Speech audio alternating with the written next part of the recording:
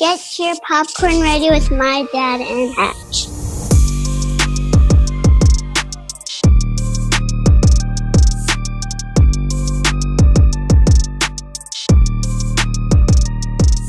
Yay, Get Your Popcorn Ready podcast coming to you live from New York City. No, I'm just playing. It's your host Hatch out here from LA and my boy. This is T.O. I'm right here in sunny Florida. There you go. What y'all weather like up there today, boy? It's a little overcast today, but I got my shades on, so it's always sunny here in Florida. You always got your shades on, man. That's right, man, because I have a bright future. Wow. Don't ever forget that. Keep that to yourself, cornball. Anyway, we got another South Florida guest coming to the show today. We got Santana Moss coming to the show. South Florida native, went to the University of Miami, still kind of lives in Miami and goes back and forth to Washington, played 14 years in the NFL. New York Jets was my teammate. And then he went to the Washington Redskins and played his last 10 years as a skin. Looking forward to having him on the show. Oh, man. Wow. Yeah. I'm looking forward. Absolutely. I'm looking forward to him to come on the show as well. Definitely, when you think about me playing against the Washington Redskins, obviously they were in our division, NFC, the NFC conference. Division. Conference. But I just in my mind right now, I'm seeing number 89 go over the top, go through the seam, beating our corners, beating our slot guys. For 6, number 89. This dude right here, like a very dynamic player. He was fast. That boy was fast, boy. Exactly. Again, he was one of those guys that kind of broke the stigma of short guys coming in and being number one type receivers. When you think of these number one guys, now we had one on our show just last week with Tyreek Hill. A couple weeks ago, Tyreek Hill. You think about Steve Smith. He's one of those guys as well. They kind of had that chip on their shoulder. Sort of like that Napoleon complex. Absolutely. If you will, of really trying to. When you think about somebody coming from the University of Miami, they don't come. Well, they got 6'3" receivers everywhere. Exactly, and they don't come shy of a lot of confidence and a lot of swag on top of that. So we welcome this guy. I can't wait to talk to him. Santana Moss. That's what I remember as a Washington Redskins. I know you guys played on other teams together, but that's how I remember Santana Moss. This guy right here. I'm looking forward to talking and chatting with him today. Absolutely. And say all you kids out there who's 5'8", 5'9", again, he was a 5'9" kid. Yes, he's a legit 4'3", so you can't be no 4'9" dude and be 5'8", 5'9" and still make it to the league. That's going to be tough. But like I said, you can still be small and short. And he made plays. He was a playmaker, and that's what got him to the league. So welcome Santana Moss on Get Your Popcorn Ready podcast. No doubt. Subscribe on the Himalaya app or wherever you get your podcasts. Yep, and to see the video version of this podcast, I know you guys are listening. Just subscribe to my YouTube channel, youtube.com/Terrell Owens. Yee! Get your popcorn ready podcast. I'm your host, and I got my other host, Matthew Hatchett. And guess who we got today? Yes, sir. Santana Moss. Tana Man is in the building on Get Your Popcorn Ready podcast. Appreciate you coming on, Tana.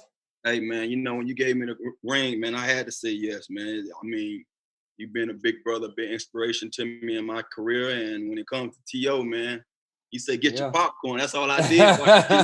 Man, I appreciate you boys having me on, man. Oh, that's what's up, man. So, me and Tana played together at the New York Jets when Tana was a rookie. Came in, put him under my wing a little bit, got him right, ended up playing, 14 years, Tana? 14 years. 14 years, got your Pro Bowl, second team All-Pro as well. First 4 years with the New York Jets. Then you went up to the Washington Redskins, and like I say, didn't really rejuvenate your career because it was never down, but, kind of excelled, everybody's expectations up in Washington. So how was it playing up in Washington? It was great. I mean, when you think about it, Washington actually gave me my wings. They honestly chance to fly. When I was in New York, man, it was just odd to me, at first, first of all, coming out of the gate, being there, supposed to be their savior. They wanted me as a special teams guy.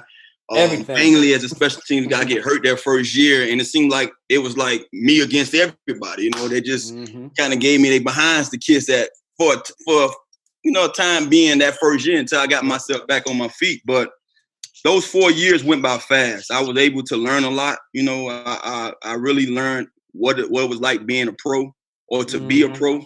And then I also, became a pro through that process of just watching guys like yourself. You know, the later years I had, Wayne Beck to watch. So many other guys that came through. But when I got to Washington, I was ready to go because those 4 years went by so fast. And I actually got initiated. It actually was my initiation, like, welcome to the league. And now it's time for you to go out here and shine. So that's what I did when I got to Washington, man. I just put my feet down and just made sure I went out there and did what I do. A couple weeks ago, we had Tyreek Hill from the Kansas City Chiefs on. And again, he had came in as that special teamer punt returner. And he was talking about how he wanted to evolve into a great receiver. You were more of a receiver first, and you could also return kicks. But how did you like that? Like I said, have that stigma on you? Well, he maybe just a kick returner. Like, no, like I play receiver too.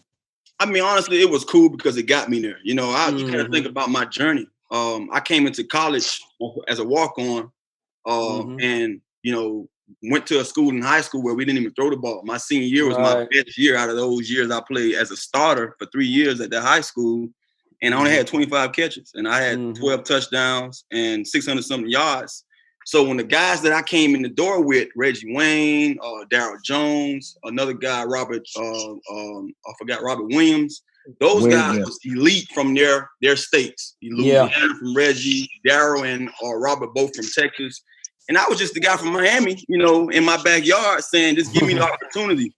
And so when I stepped on that field, I was just a playmaker. I was the guy, when you gave me the ball, I had in the back of my head, I always told myself I was going to light the grass up. I wasn't a guy big in talking about stuff that I can do, but I was very confident in my game. So I knew when you gave me the opportunity, opportunity was something that our coach had reiterated to us so many years at, being in high school.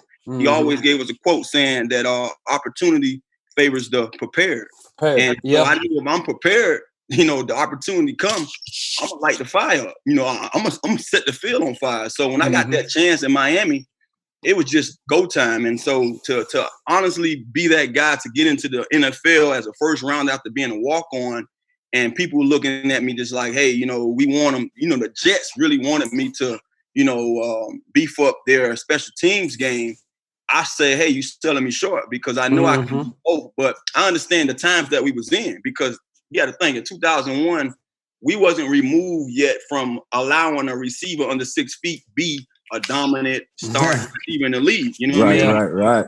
I believe that me and Steve Smith kind of was, we played a big role into changing things in the NFL because you think about it, those years removed, you saw guys smaller than us getting, picked and earlier, positions in the first round. So I was just eager for the opportunity to show them and prove to them.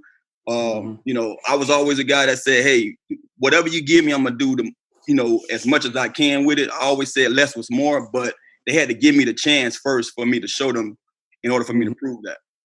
Because I know we're always talking on the show with, except T was a small school guy. I was a small school guy, and we didn't have a lot of accolades in high school.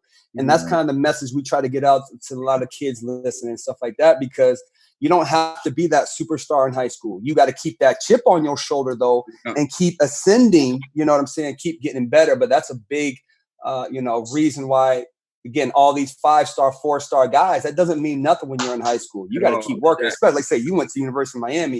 You've seen the best of the best. You've seen some freaky athletes. And for you to, again, to catch them physically when you're 22, it's not about when you're 18. You got to catch them when you're 22. So those 4 years of work is what's really keep you around in the NFL. And so definitely, speaking of your recognition, obviously your talents didn't go unrecognized because in 2011, the University of Miami, they inducted you into their Sports Hall of Fame. So so congratulations to that. And staying on this subject of Miami. So, I'm here in Florida and I think, everybody that's listening, if you haven't heard of Miami Hurricanes, you've heard of what people call the U. Can I do that? Am I allowed to do that, Tanner? Am I allowed to do that? Right. So I mean, you think about some of the greats that have played at the University of Miami. You think about Ray Lewis, Reggie Wayne. You think about yourself. You think about Willis McGahee, Frank Gore, Ed Reed, Michael Irvin. What is it about Miami football? Why is the football culture there so special? Number one, and obviously you kind of touched on it a little bit about you saw some of these guys that went before you as mentors. Explain to us like who these guys in particular were that you looked up to. But first, just explain to us a little bit, and for our audience that's listening, what makes the Miami football culture so special?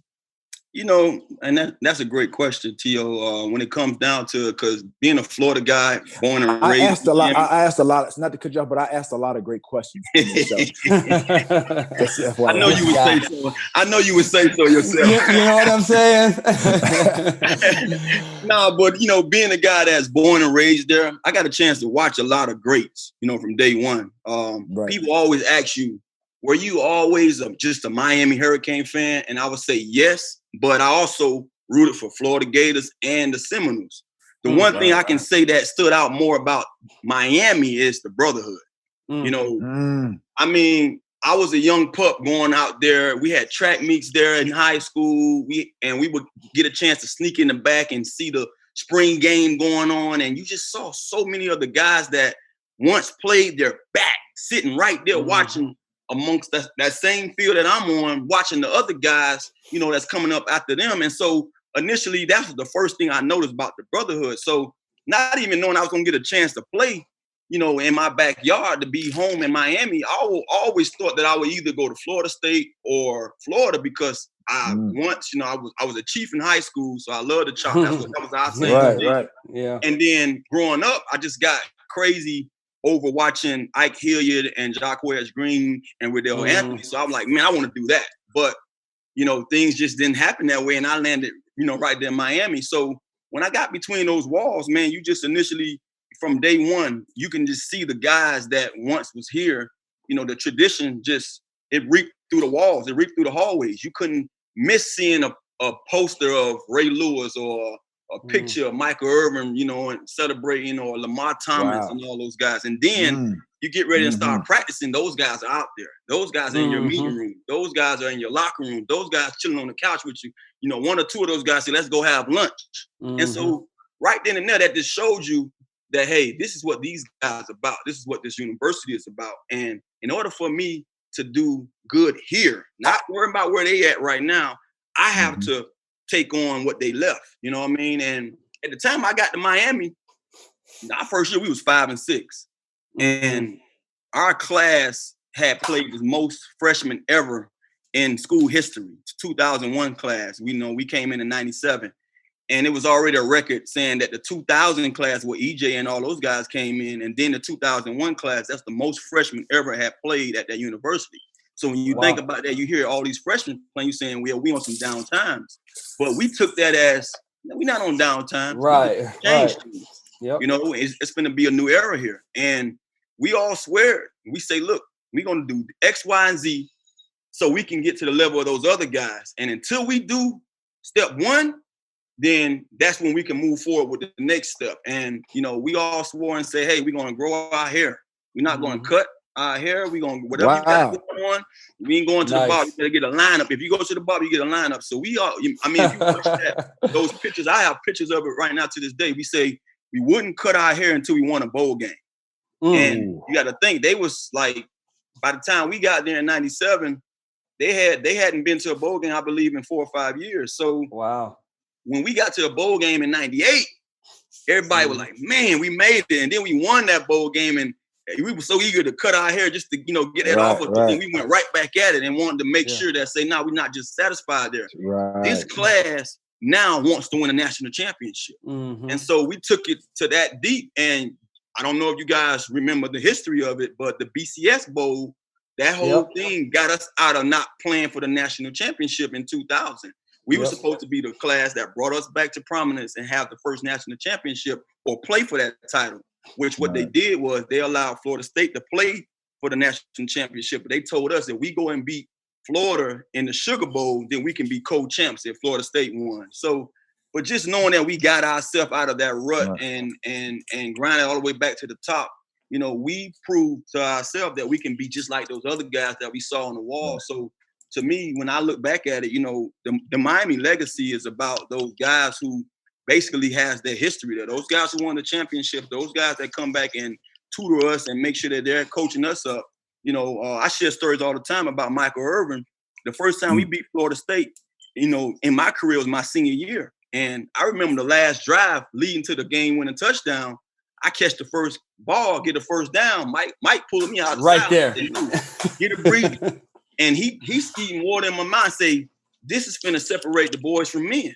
Now you finna get a break. Oh, wow. They ain't gonna throw to you. They gonna throw to Reggie. And then I'm going back out come there. Come back to you. They threw me again for another first down. And the next time Shockey scoring a touchdown. I'm sitting here like, man, this man orchestrated our last drive to beat Florida State. So those guys meant a lot to what we did. And that's some of the things that we want to see now, you know, with the guys that they got there. I mean, everyone throwing shade on where we at right now. We understand it. It's just those times. To me, when it comes to college football, it's like a revolving door. Everybody, right.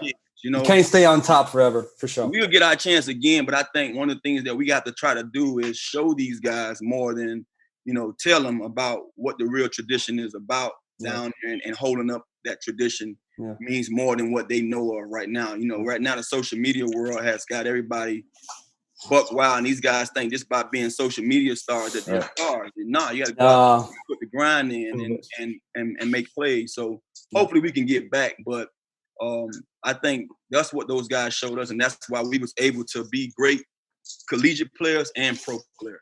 Right. Now, so you guys, go ahead, T. Oh yeah. So speaking of, again, that culture that you just explained, and for me, what I gathered with you telling me that story, like it honestly gave me goosebumps, it gave me chills, because you guys, like you said, this was your backyard. You got to see guys that you watch play. You know what I mean? You were sneaking in and watching track meets and things of that nature. It gave me goosebumps just to hear that now you're now in that position of where these guys were. You're trying to now kind of basically duplicate what they did. You know, how did that come about? Again, you having that leadership, getting everybody to be on the same page. Like that's a lot in itself, to get everybody to buy in, not cut their hair. Obviously, that was to get back to a bowl game. That's a big goal. That's a big feat in itself. And for you guys you get everybody in and to buy into that. Where did that come from? And then obviously, speaking of Michael Irvin, I know you broke his record previously held by him of 2,546 yards. That's a big feat in itself. And like I said, to have, I mean, I'm picturing what you described. You know, you catching the first ball, he grabbing you on the sideline, squirting water. Take a break, young fella. Exactly. and as you said, he's orchestrating a drive. And like I said, he's an alumni. You know, they're just rooting you guys on. Where did that come from? And are you doing some of those same things now with this current group of guys? Like I said, these last few years have been really rebuilding for the Miami Hurricanes. Because I see, trust me, I see Uncle Luke. I see all these guys that are on social media. They going back and forth with each other. Guys that have played at FSU, Corey, the DB. I see all of that. They going back and forth. John, what? Just explain that. And again, my thing is, are you guys doing the same thing to this culture of this new generation of kids to get the U back to what it once was? Yeah, I mean, like you said, man, you dead on. You keep bringing all these great questions. Honestly, man, when it comes down to it, your first question was, how did we get everybody to get on board? Right. You got to want it. You know, we was really eager and hungry. You know, it was crazy because we had guys like Nate Webster that they don't give enough recognition to. Yeah. Nate Webster was a guy that him and Dan Morgan was our linebackers that basically ran that. My whole career there, it was either Nate or Dan Morgan leading in tackles. And Nate had got to the point to where if he'd have played his last year like he was supposed to, he had to leave early because of some things he did off the field. If he'd have got a chance to play with us as our senior year, there's no telling what he did numbers wise, you know what I mean? But it was guys like Nate. It was guys like Al Blade. You know, God bless the dead with Al. Yes. Al was a guy I heard that about him. he had been around because he saw his brother Benny Blades and Brian Blades. They had both played there. Now pros. We watching those guys in our locker room on Sundays when we got to get ready to go to meetings. And he just, you know, I mean, he rooting his brothers on, but he been through those walls already watching his brothers. So it was guys like him that remembered guys that had been there that say, look, this is how we got to do it. And if you roll with those guys, you knew they was about the same thing you was about. Most of the guys that became pros, became stars there and became stars, you know, in their post-career from college to being NFL pros, they was about the same thing that those guys was about. So we was easily, you know, persuaded to buy into it because that's how we roll. You know how it is when you get a group of guys, you get a pack of guys and say, look, this is what we're going to do. Everybody else going to buy in. So it was easy for the guys who looked up to us. But I was just like everybody else because it was some of the things that I had went through in high school already. You know, I saw my high school go through the same thing. We wasn't nothing. And we made ourselves over to the state championship my senior year. And then coach said, you know what? They thought we were going to run this ball. We finna start in and out now. We got guys on the outside that can do it. And I was one of those guys. So I was already, you know, about that type of stuff because I've been there before. I've done it. So to see it come back, you know, now I'm in college and we finna do the same thing that we did in high school. I was easy to buy into it because I knew it could be done. But the other question is just by some of the things that those guys did for us, the Michael Irvins, the Lamar Thomas. You know, Lamar Thomas' speech to us, I remember we was going to Doak Campbell. And it was my junior year. And Curtis Johnson, Coach CJ, he's the New Orleans Saints wide receiver coach now. He told me and Reggie, he say, just letting you guys know, this is going to be my last time coaching you guys, you know, after this Florida State game. One of you guys is going to get off. And when you get off against Florida State, you know, you got your ticket to the pros. And he was just talking in general to me and Reggie, knowing we was juniors and we had been getting off since freshmen. He like, hey, and Lamar Thomas got up and say, look here, man, when y'all hear that chant, I want to see y'all dancing on the field. I want to see them heads bobbing because they don't realize that's y'all song too. And he didn't know. Little did he knew that was my chant. And right. Chopping. They was chopping. If you look at my record against Florida State, I got off every year against them. They know I was a chief. They was firing you up. Exactly. So I was ready for that. But it was crazy, man, to go out there. And we went out there and lost in Doak Campbell, but I got off. I had like 180 and 2 touchdowns. And I remember CJ shaking my hand and saying, man, it was great coaching you, man. Let's finish this season strong, but you gone. But I said, then I'm like, I didn't say nothing at the time because I know I had other plans, you know, but stuff like that motivated guys like us, man. And we just understood a little more how rich this tradition was here at the University of Miami. And we like, man, we a part of something great. And even though we didn't beat Florida State that year, we whooped so many other teams behind. It didn't matter. We were building something. We knew that we had a chance. If we come back next year, we can honestly go out there and beat everybody and win a national championship. And we did that. We fell short of one team. Yeah. Washington Huskies beat us. And it was a game that crazy and people don't talk about it, but I actually was a part of the game when the touchdown on that game, and they called an incomplete pass. That's an incomplete pass, yeah. You need and it's crazy, man. So just to see some of the things that we went through and how we became dominant again, and then, you know, to see what those guys are going through now, you know, it's up to us to go out there and give that same love, and we do it. We do it. But I think it's a different time right now. I mean, you look at the coaches that's there. I mean, they call us, they text us, they let us know, look, anytime you in town, come out. Come through. Please give these guys something. And I've been out there and I've seen it. And all you can do is hope these guys just, you know, have it in their heart to say they want to change. Yeah.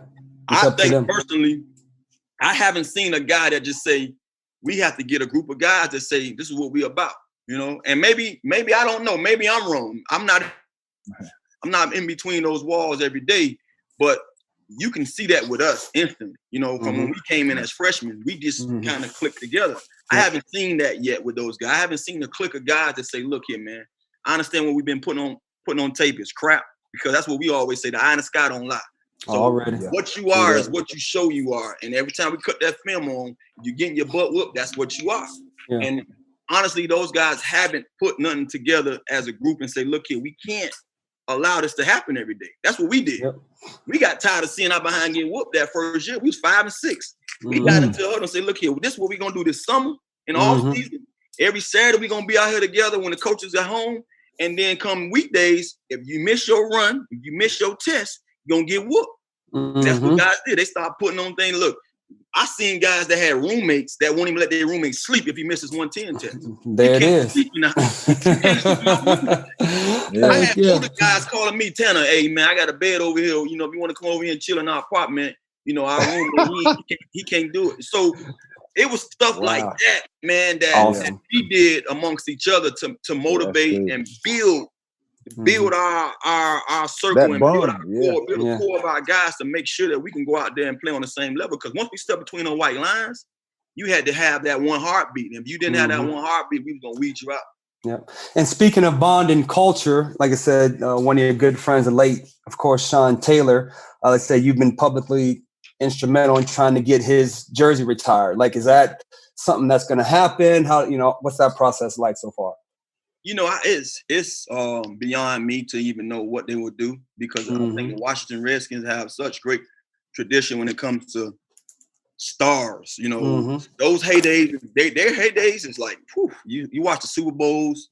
They I was a guy that came in. I never really got into what many of these teams did throughout my career, you know, watching football, because I was a Miami guy. So I saw the Dolphins and I saw Jacksonville when they became Jacksonville, but I didn't pay attention to no one other than San Fran because I was a 49er fan. So I saw T.O. in his young days a lot because I was rooting for him. But when it came to the Redskins, I didn't know how rich this tradition was until I realized all the Super Bowls and all the different quarterbacks that won Super Bowls, and then the receivers from Gary Clarks to the Art Monks. Yeah. And I diving into that, you know, their history. Fun bunch. Yeah, man. I started diving into it. I realized, I'm like, man, these people was a force to be reckoned with, you know? So when you think back, a lot of those guys deserve their jerseys retired, and they haven't had it. And I think we just got the first one or the second one, Bobby Mitchell. He was a guy who record I broke here too, my first year here. I broke his single season receiving yardage record. And just to think, he's just getting his jersey retired, 2020. Yeah. Sean, to me, was before his time. You know, when you really look at this big picture of things, and I'm glad I'm on here with T.O. because I wanted to ask players who played against him what they thought of him. I'm a guy in practice with this guy, watching where he's at on the field just to make sure when I come across that middle, I can kind of find a way to know where he at. If I got to go 15 yards and he at 16, I'm going to go 14 and a half. Yes, sir. Make sure that at worst I can get the ball out the air if he throws over my head, because I knew he was that type of player. But just to see the guy so young, 4 years, I think he had at the time 12 INTs. The year he was having his best year, the year he passed, me and him both was injured at the same time. I remember the conversations we had on the train. You know, we ended up getting treatment together. And I'm like, man, you got 5 picks, and we at week 5, probably. Right. I mean, you don't miss 2 weeks. Right. You know, I'm like, oh, you are balling. So to see where he could have been, and to think now that he left us prematurely, and just to think that, man, he had already had 2 Pro Bowls, all pro. Phenomenal safety. I mean, I talked so much about Ed Reed. You know, being me and him was Sweet Mason College, came in together. He redshirted his first year, so he actually left. He actually won a championship and didn't come out with me and Reggie. But him and Reggie both came in together, and I'm like, man, look, that was my sweet mate. That's my dude. If we get caught slip, trust me, he know all this that's going on. So we got to play mind games with him. So to actually have a chance to play against Reed, I always wondered what guys thought about Sean, man, because I saw it in practice and I saw it on game day watching him. I believe that we should honor him in that way, in that manner, and just retire, because, you know, we already not letting no one wear the jersey, you know, so you might as well retire, because he meant the world to this fan base. And trust me, with those short 4 years, man, it's no telling what he could have done if he could have had a whole career of 10 plus years after that. Now, speaking of the Washington Redskins, y'all big in the news right now for the name Redskins, right? I mean, racial slur, everything with the movement, all these things going on. Again, the owner, Daniel Snyder, again, he seems like an honest guy, and he's getting a lot of backlash. He didn't take the name Redskins, but a lot of people putting it on his shoulders right now. How do you think this is going to end up? Like, are they going to change the name? What would the name that would you like to see it be changed to? Any thoughts on that as well? I just understand the times that we're under right now. So many social justice issues that's out there.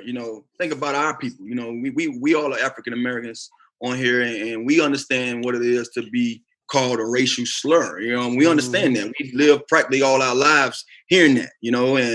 And we understand what it's like. So when I dove a little deep into it, because I never knew. Like my first year, understanding that Redskins kind of was something that was offensive to the Native Americans was in 2005.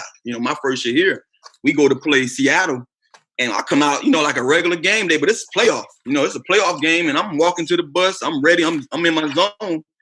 And before I get out the hotel, I see guys with sticks and picketing, they protesting in front of the bus. So I'm like, maybe they just talking crap to us, trying to scare us. But when I really sat on the bus and listen, it was like a bunch of Native Americans talking about the Redskin name. So I was lost. I was sitting there asking questions like, man, what's going on? And that's when I, kind of dove a little deeper and heard some of the mixed views about the name. And I'm like, wow, I never knew that.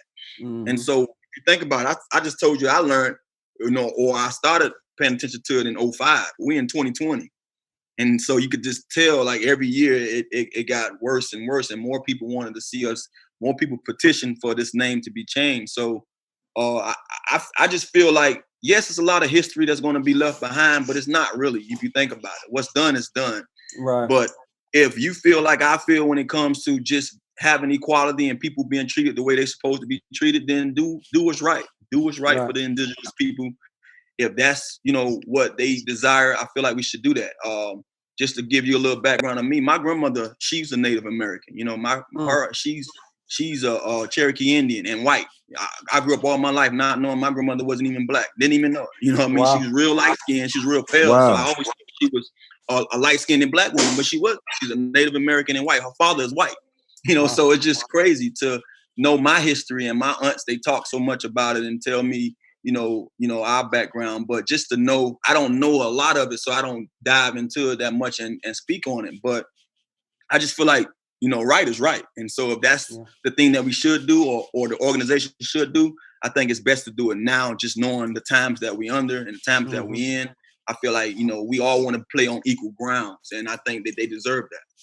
You got any ideas for names? I mean, over the year, have you thought of anything that might be? Because that's a tough one, right? Because it's got to be cool, it's got to be sexy. Man. I mean, it's very tough because I look at different leagues and I see the names. It has to mesh. It has to mesh with what's going on in our league.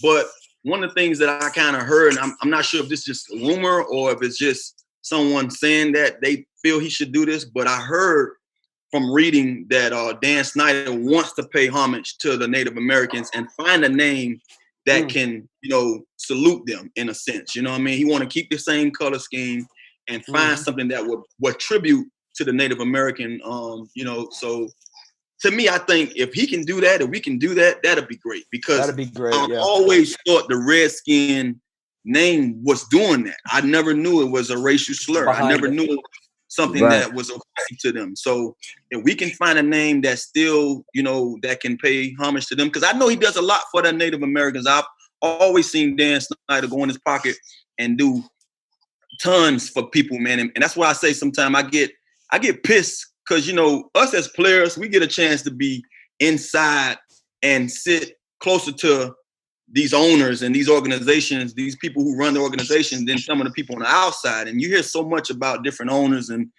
Dan gets a bad rap, man. And I hate it because, he's just a businessman. He's a businessman that his franchise, his football team hasn't done as well as some of these other guys. And so he gets a bad rap for it. Oh, well, you haven't won much, but you're known for having X, Y, and Z. I mean, hey, when you're in his seat, you have to do what he does also in order for you to be successful. So, yes, I understand that we haven't won a Super Bowl. We haven't been consistent with playoffs, but that shouldn't give him what they give him so much of. So I do believe that they give him so much flack for, not changing, but that was something that he inherited. That was something that when he bought the team, it was already named the Redskins with so much tradition, so much history. Yep. Why not feel as stern as he was when it came to changing it? He just felt like, hey, he reached out so many times. And just as much as I reached out, I'm pretty sure probably he had more than me. And to me, it was always level. You had this many people saying that it was offensive and this many Native Americans saying that, hey, they didn't find it offensive. So I just hope we do what's best.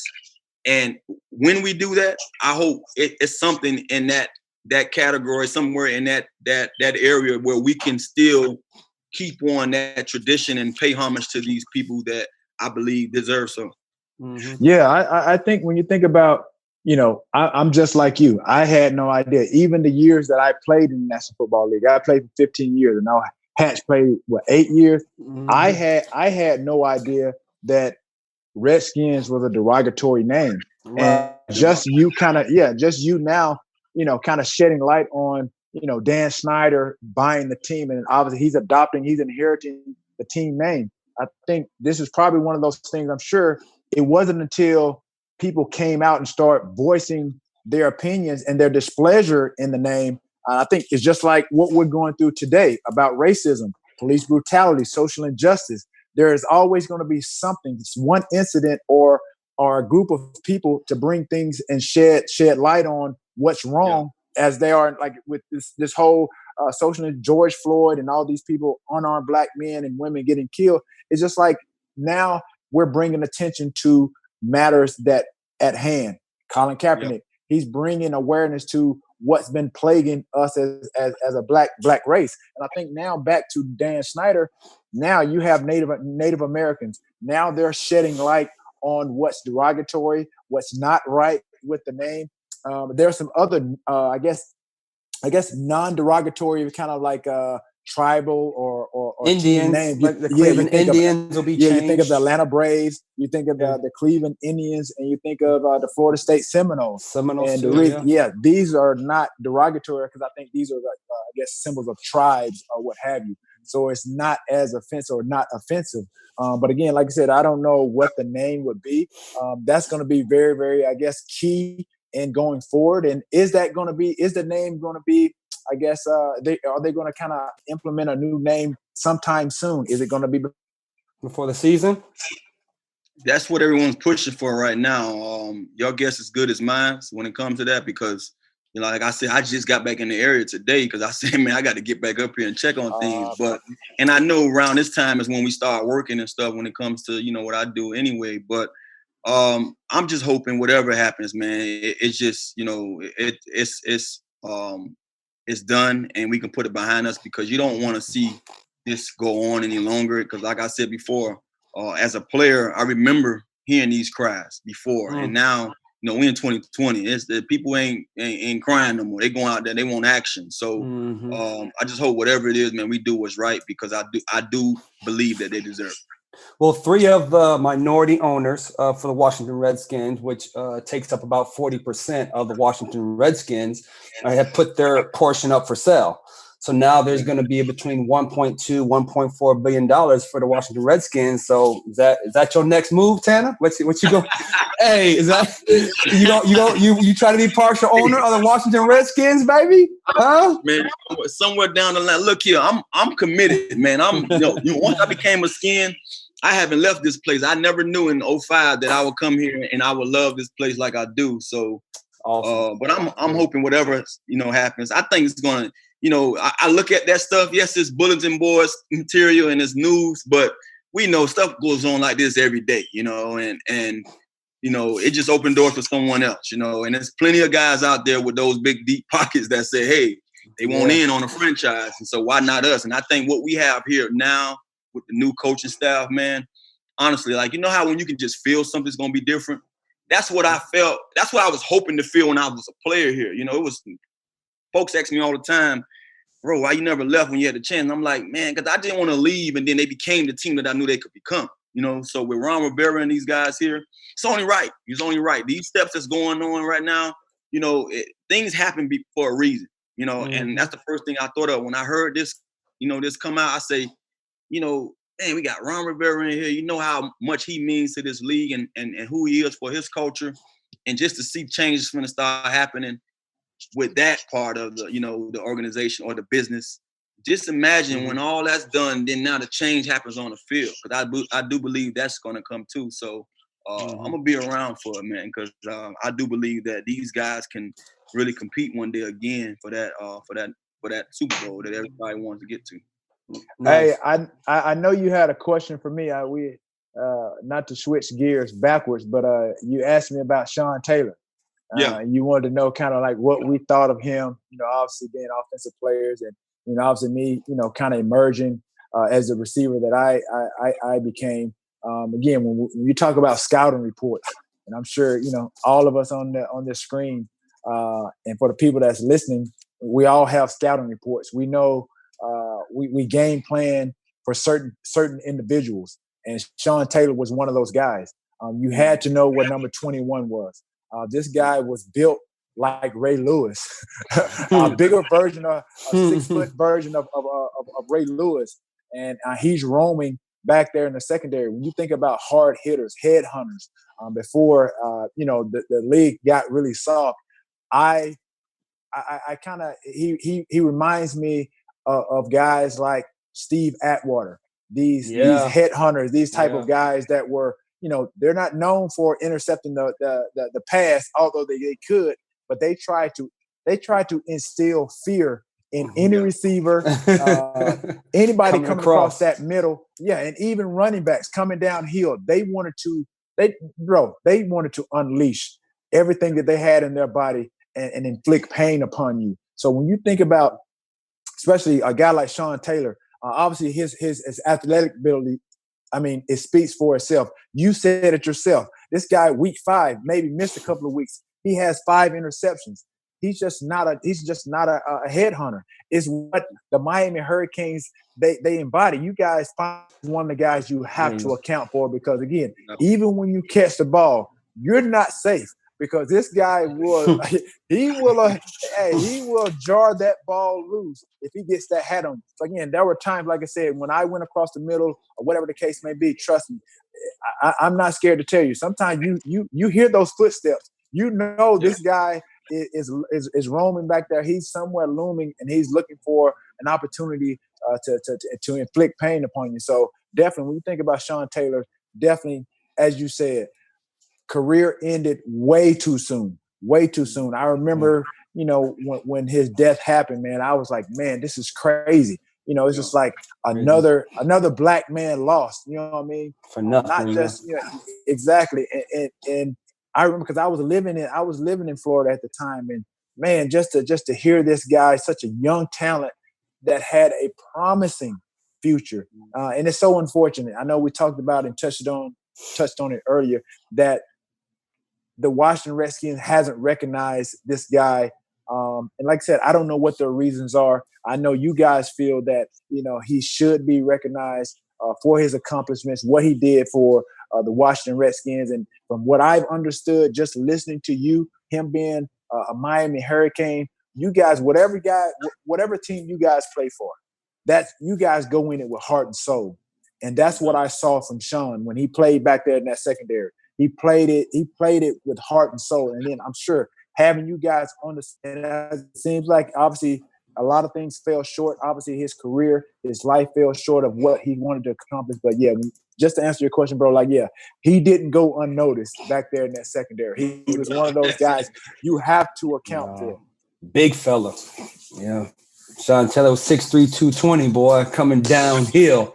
You know, it's especially but before those, like I said, before 2005 hit, you know, safeties were still allowed to take your head off. You know what I'm saying? So it wasn't like I think 2015-ish, I think the rules started to change and all that. But before that, yeah, he was a problem back there. Yeah, no doubt. Man. I mean, yeah, it's funny though, because you watch the game from the sideline, and trust me, man, when T.O. was a Cowboy, it was like you say, you get your popcorn. I remember my favorite moment with T.O. watching him play is he might not even know this. Everybody know this because this was like something that was talked about a lot. you played Sean Springs one night. I think Sean was in Seattle at the time still. I'm not sure. And you pull out that Sharpe on him. And that was on Monday night? It was a Monday night game. And it's crazy because years later, I became, good friends with Mel. Mel was a guy that, treated a lot of us. And he shared the story about him working on you at night and Sean Springs running across the field. And that's how Sean and Mel hit off, and they understood. They met each other, but that was the night you pull out the Sharpe. But just thinking about those moments that we've had in our career, because you had a great career. It's crazy to even be on here with you now, just knowing what you went through to really finally get that gold jacket. I was sitting here like, man, these people are ludicrous, because if it wasn't Jerry, with, two names that you could put behind Jerry, to me, just from my years of watching, was T.O. and Randy, when it came to just on that level. Even, I understand there's a lot of other great wide receivers that play this position that don't get a lot of recognition. Tons of them, trust me, tons of them. But when it comes to outperforming what they probably what you say, super exceeding what they potentially should have done, y'all did more than what probably most of us could even go out there and do with the time that y'all played this game. So man, I appreciate it. You finally get that jacket. And man, I appreciate it. Beyond the stuff that you did off the field, so what? That's off the field, man. On the field, you was a baller, so that's all we cared about. But we've been pretty consistent. Again, asking other guests as well, right? Jerry, Moss, T.O. That's top three. Spin them however you want to spin them. But give us your 4 or 5 then. 4 and 5 actually. If you got to go top 5 all the way through the whole NFL, including dudes now, because the catch is who's 4 and 5. I think 1 through 3 is pretty consistent amongst people who know what they're talking about anyway. Who was the top 3 you got? Moss, Moss, Jerry, T.O. Like that's 3, and people can spin it. 1A. Yeah, you 1B, you can 1C, rank those 3 however you want. You know what I'm saying? But then after that, it's always between like the Calvin Johnsons, Larry Fitzgeralds. Some people say Julio's in that category. Some people say Michael Irvin, Steve Smith. I mean, it's 4 and 5 is really up for the grab. He always gonna be biased because he played for the Minnesota Vikings. No, I'm not biased. We already had some discussions about who the first big 3 was. It was me. We Jerry, was the JJ. first big 3. No, you guys were not. It was me, Jerry, and Jade. It was a big 3. That was the first big 3. But again, he wanted to include himself on some other shows that he was. We was big 4. We was big 4. Actually, yeah, he wanted to include it with him. It was him, Chris Carter, Jake Reed, and Randy Moss. Hey, I'll put it to you like this: if the word Moss never came into my life, I'd be in the Hall of Fame. Because in 98, right, as my career is ascending, Randy comes to Minnesota. Okay, cool. I go to New York. I'm supposed to be the guy. We draft another guy named Moss, and he got all my stats. Oh my God! That man got all my stats. That's got a point though. He got you got a point because I do remember you balling, man, when Moss was getting it. You was doing your thing, come on, man. Santana, you fell right. Don't get me right. You fell for the banana in the tail. Don't be a hater all your life. Don't be a hater all your life right now. You can't be a hater all your life, dog. Santana, come on, let's keep it real. Don't do that, dog. No. Listen to me. Listen to my argument. Listen to me. Listen to me. I understand what he told you. I don't know what it is. So I understand what he might have said about himself. You know how we get when we talk about ourselves. So I understand that. Right. But I would say I acknowledged him when I first walked between those doors in New York. I knew Wayne Corbett. I knew all the guys. I knew Lavernius.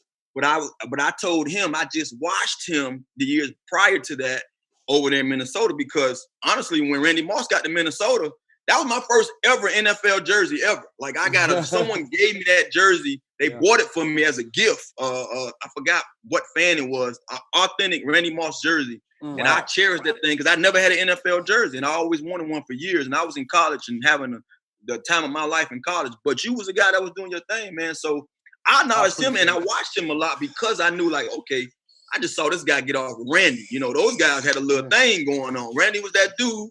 Chris Carter was doing his thing, but he would get in the game and he was causing some havoc too. So I had to give his man some, I appreciate that because I mean people really don't understand, especially like late 90s, 2000s. Like if you was that third receiver, you couldn't get a lot of balls. You know what I'm saying? And it's like if you take the 49ers, right? J.J. Stokes was the number one pick. He was supposed to be the one trending to be a Hall of Famer. It didn't end up that way. It was T.O. and Jerry. J.J. didn't get a lot of balls. Even he was a number one pick, but there was just not enough passes back in the day. Now you see three receivers on every single play. So yeah, the third receiver, Calvin Ridley had 11 touchdowns or something as a number 3. You know what I'm saying? Like that would never happen in the early 2000s. But you know, there's enough, room for everybody at the top, baby. You just can't be you. You know what I'm saying? You already up there, man. Get somebody else a chance. Yeah, you know what I'm saying? Time to gloat, man, a little bit. He gave his explanation. I gave him the floor. I heard him out.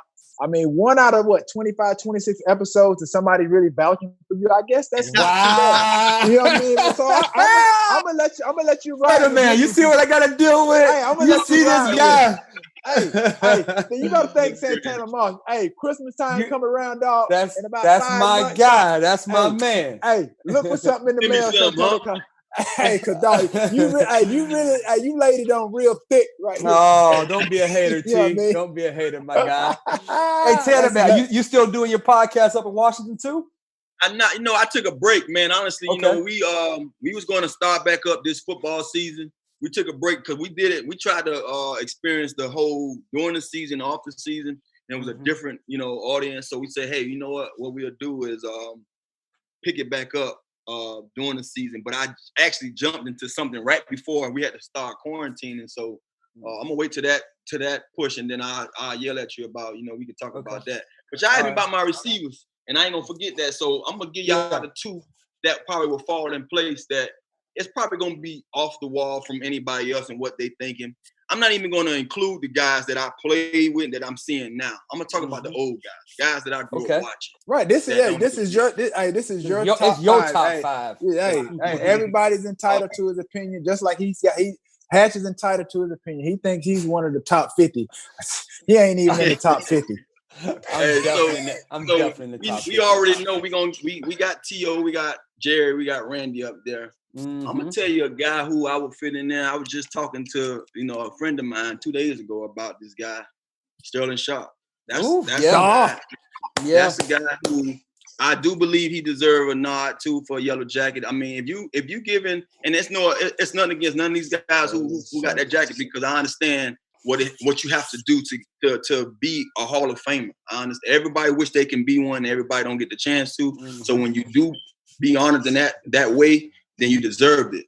If I look back at running backs that have gotten a yellow jacket that haven't got that 10,000 yards, and you look at Sterling Sharpe, that easily he would have got 10,000 yards. He played 3 more games probably. You know what I'm saying? Who knows? But he's a guy, and I've heard I've heard Shannon talk that he deserved it. So Sterling wouldn't be number 4 for me just because I grew up watching Sterling, and I think he was that guy next to.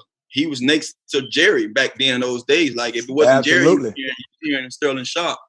And I'm gonna give you another guy. This don't even have to be that he's better than everybody else, or better than the next guy somebody might give for a 5th slot. This is just my guy because I grew up in Florida, and I thought the world of this guy, Jimmy Smith. Jimmy Smith. I've been telling people about Jimmy Smith, boy. They don't be understanding about Jimmy Smith. Keenan McCardell, I played with Keenan McCardell for a year or 2, and then he ended up coaching me a year or 2. And I used to tell him, man, look, I watch you and Jimmy Smith put in some work, man, and y'all guys don't get enough credit. And that's another topic for another show we can talk about. All these receivers underrated that hasn't gotten their jacket. You know what I mean? I understand times are different, but we can't forget about these guys. They got 12,000. Some of these guys 11,000 yards. You just gonna leave these guys hanging? You know what I mean?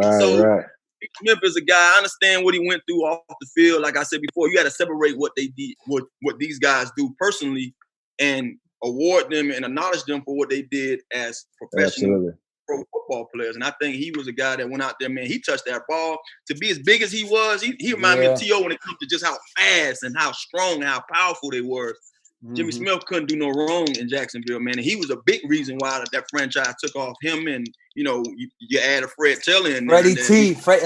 And Freddie T is probably the number one most underrated running back of all time. No doubt. Yeah, so they had me and my friends talk all the time about guys like that, All the time. Yeah, they had Mark Brunell as the quarterback, right? Am I right? Mark Brunell. You know what he did for me my first year here. So, yeah, man. Honestly, those two guys, I feel like they need their flowers. I think Sterling Sharpe, you don't hear nothing about Sterling, and Sterling meant so much to this game, man. And I think they need to get them back into to talking about him. Hopefully soon getting that. He gotta get that jacket. He gotta get that jacket. Yeah, let me share a story with you, man. That's so crazy that you brought up Sterling Sharpe. I haven't even said this a whole lot. I haven't mentioned it a whole lot, but in Chattanooga, that's where I went to school. So Reggie White lived in he's from Chattanooga. So my sophomore, I think it was like going into my junior year or my senior year, the summer, Reggie White had a football camp, and he had it there at the University of Tennessee at Chattanooga. So you know how like guys have camps now. Like I said, I was oblivious. I was, didn't know anything about guys holding football camps and stuff growing up because I never went to one. So they had one of those camps at our school. And one of the guests, well, obviously one of his teammates was Sterling Sharpe. Bro, I saw this dude in between like the camps or whatever. Sterling was going to our weight room, going into our weight room, lifting weight, bro. He had I'm finna show you old school. He had the brown thick back belt, the weight belt, the big weight belt with the big buckle. Right. He had that around his waist, bro. He had that ice cream cone physique or what have you. Bro, he in the weight room, bro. He up in there just repping like 315, like it was 225, bro. He was just like, bro. That's what made me want to get into the weight room. I had no idea. I didn't really know who Jerry Rice was until like around my junior year in college, because I didn't really follow football. And obviously, I'm sure this is probably news to Santana Moss right here, I guess, on the show. I never even thought I was going to play beyond the collegiate level, Santana. I went to Chattanooga on the heels of another receiver coming out of high school. I was kind of just, given a scholarship as a package deal. So I just kind of just progressively got better after my freshman year, sophomore and junior year. Those are like my coming out years, and I got better. And then, like I said, back to my story of Sterling Sharpe in the weight room, bro. That's what made me want to get big, fast, and strong in the weight room, because I saw him. Because I didn't know much about him, and once I started, kind of doing some research on him, and then I'm watching him play, I'm like, man, this dude here is the truth. Yeah, he was an animal. Sterling was an animal, boy. Like, he made it look easy. Right, in that weight room, like I said, that's what made me want to get into the weight room too, because like I said, when I came out of high school, I was only probably like 6'1", maybe 180 pounds, 85 at most, soaking wet. So when I saw Sterling in his weight room, and I'm like, man, this dude is a receiver? Bro, he looked like a tight, for me, at that side, he looked like a tight end to me. Yeah. But I'm like, yo, this dude is a receiver. Bro, and I saw how he used to get down. I was like, oh my God, I kind of want to be like him. I wanted to put all that together. So again, that's kind of like one of the things that kind of motivated me early on in my career, even before I even really knew who Jerry Rice was. That's like Tupac said, get your weight up, pay him back when you're bigger. Yeah. Santana Moss here on Getcha Popcorn Ready podcast. We appreciate you coming on, man. I appreciate, like I said, coming on, sharing some time, letting us know about the U, letting us throw it up. You know what I'm saying? Yeah. Man, let me see you, T.O. Go ahead, throw it. Yeah, that's what's up. Yeah, I can't. That's the only time I get to throw that thing up. Yeah, that's the only time. Yeah, man, we appreciate y'all boys you so need to much. Come out there and check a game out or something. Because you say T.O. you in Florida. He down there. They'll welcome you with open arms to come out there and chat with those guys, man. So let me know if you want to, share some your experiences with those guys. I got some numbers, man. I can make a call for you, bro. We'll love that. Bro, absolutely. Once we get off here, bro, obviously I think Hatch got my number. You can shoot it to you or whatever. I'll connect this on. Yeah, man. Just let me know, man. I'm always about, because I never had that easy path. I never got to play at a major school, major college, like the University of Miami Hurricanes. Like I said, I grew up in the backyard, just like you grew up in the backyard of Miami. I grew up in the backyard of the Alabama Crimson Tide, Auburn University Tigers, and I never got a chance. They never even sniffed me.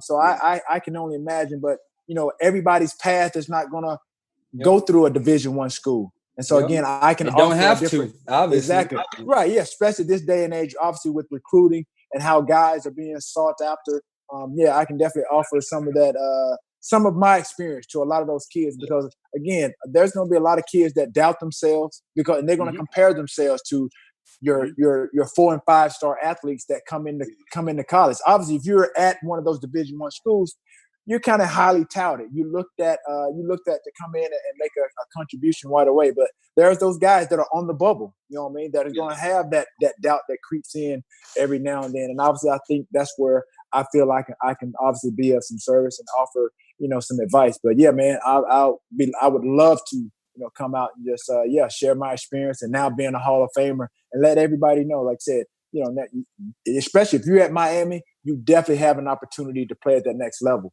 But again, like I said, there's a lot that goes into it. It's just not attending the University of Miami. You just put that decap on your helmet and say you're a baller. You got to go out there and really grind. Right. You got to earn it, I'm sure. No doubt. So, man, we appreciate you, man. We appreciate you so much, man. Sharing your knowledge and everything that you got going on, man. We appreciate it so much, man. Yeah, appreciate you, Tanner, man. Take care, baby. I'll take care. All right, brother. All right, peace. Tanner, man, that was good. Oh man, that was man. That's my guy. I learned a lot about. I'm glad we're doing this podcast, homie. I'm glad we kind of teamed up to do these podcasts. I mean, because I'm getting educated. I'm becoming more knowledgeable about the talent, the guests that we bring on this show, man, and obviously, our production team and everybody involved with this show, man. We appreciate them as well, providing us content, obviously, to ask our guests. But man, this is probably one of the better ones that I've been a part of, listening and having, Santana share, some of the stories and just answering some of the questions that we had, man. This was one of the best shows one of the better shows that we've had. Yeah, because I think people don't realize, that we're not all the same. We're just not. And people, it's like, okay, no, he's an NFL player. But again, like if you're black and you play professional sport, they put you in this certain box, right, and they think like, okay, he is this way. Like, no, people are. And again, we touched on again, right? No offers in high school. You know what I'm saying? He ends up having a 14-year career in the NFL. He wasn't no superstar right there in the mud in Miami down south, where there's 6'3" athletes everywhere in Miami. And like I said, for him to make a great contribution at the University of Miami and then go on to have a 14-year NFL career. And again, it just goes to show you guys, it's like, again, it's not about your talent. You guys are going to have to work through something and just continue to fight. And, it seems like we have the same conversation every show where it comes, we're talking to people who did not have, these weren't the 4 or 5 star guys coming in high school and was a superstar since they were in, 8th or 9th grade. I think we've had 1 out of 25, you know what I'm saying? So, and again, I look forward to continue to have these conversations. But yeah, Santana Moss, that's family right there, guy. Yeah, absolutely. And what I got from him, of everything that you just mentioned, to get to where he is or where he was, 14-year career. I want all these kids, and again, if there's moms, dad, granddads, grandmothers, aunts, uncles that are listening, what he said and what resonates with me with this podcast, of all the things that he said within this podcast, he said he had to want it. These kids, they have to want it. They have to want it. Like you said, the parent can't want it. Right, exactly. They can't. They can't want it for you. Right. That individual have to want it for themselves, and that's what really resonated with me. Like you said, of just not having any high school offers coming out of high school. Dude, bro, that blew my mind. Yeah. But what he said then is kind of like what I did too. Like, you have to want it. Nobody, we as parents and cousins and uncles, we can want it for you all day. But until that individual wants it for themselves, it's not going to happen. So for all you kids and parents and people that are listening, you got to want it. We can't, we can't want it for you. We can't want it badder than you. You know what I mean? We can't, we just can't do it. Right. Because, I mean, it said, even if you're like saying, well, if I want it as bad as my son or my nephew and I'm going to get him, you know, I'm going to pay for a trainer and I'm going to make sure he wakes up at 6. Like, all those things are null and void if that kid is like, man, I don't feel like going to the gym. Or, you know what I'm saying? Like, like Santana said, if you're not buying in, just like when he There you took the go. leadership role about, you know, everybody not cutting their hair before, you know, until they make a bowl game. Yep. Everybody has to buy in. If you're not sold with what, you know, people that have gone before you have done, and they're trying to put you on a path to success, and if you don't buy into it, then what's the point in really doing it? Exactly. Again, that brings us to our 3 and Out segment, where we like to take 3 topics that we kind of took from the show. And again, that kind of goes back. I think number 1 for me was the perspective he has on Daniel Snyder, because as you know, in the media, he kind of gets a bad rap. He's getting a bad rap right now with, again, 40% of the minority owners, you know, selling their stake because they don't want to work with a Daniel Snyder. And here's somebody who has a great relationship after post-career, which a lot of owners and players don't have. He's got a great relationship with him, and his positive perspective on Snyder, and like I say, giving him the thumbs up, you know, it's like he really appreciates what Snyder has done with the Washington Redskins. Absolutely. I can, you know, I feel the same way. I can basically echo those same sentiments of just the reputation of Dan Snyder. It's like I said, I mean, I'm guilty just like everybody else, you know. But honestly, just hearing him out, understanding his relationship. And that's the thing, is that until you know someone personally, again, you can always go by, you know, the perception of someone, but until you are around that person or you hear from someone that you really value their opinion, then it's probably never going to change. But obviously, like I said, that was great to hear from Santana Moss that, you know, again, he changed my mind a bit about the reputation of Dan Snyder. So absolutely. Second one was the brotherhood at the U, the culture, that culture. Bond. Yeah. Again, I was growing up and being from Cleveland, Ohio. Again, I was a late bloomer physically. I was never going to go D1 because of, like I said, I was 6 foot, maybe 155 pounds as a senior in high school. But my dream school was the University of Miami. Like, that was, if I could even just put on the helmet, like, because I just remember watching the Lamar Thomases and the Randall Hills of the world. And every time they would catch a 3-yard route, they put their hands up in the air like they just scored an 80-yard touchdown. And I used to just love that. And, you know, that culture and that bond that they have down there in Miami, it's just awesome. And I talking to pros now that have retired from the NFL, they're more bonded with their teammates from the U than they are from, you know, the Cleveland Browns or the Baltimore Ravens. Well, continue to fantasize and think all you want. Imagine that with that kid's imagination, because you still haven't bloomed. And you can put on a Miami Hurricane helmet. You say I can't play for the Canes today? Is that what you're telling me? Absolutely not. You can put on a Miami Hurricane helmet right now, and you still won't reach the pinnacle in which your imagination has taken you. So I'm going to need you to take it a couple of notches down. All I need is my imagination, brother. That's what's wrong. I'm going to need you to take it down a few notches. Yeah. So anyway, so at number 3, what surprised me is that, I mean, I didn't even really catch it when he said it. He said his grandmother was Native American. Yep. White and Cherokee. Like, what? Wow. That really blew my mind. And again, he playing with the Redskins. They're going through the change because Redskins is a derogatory term for Native Americans.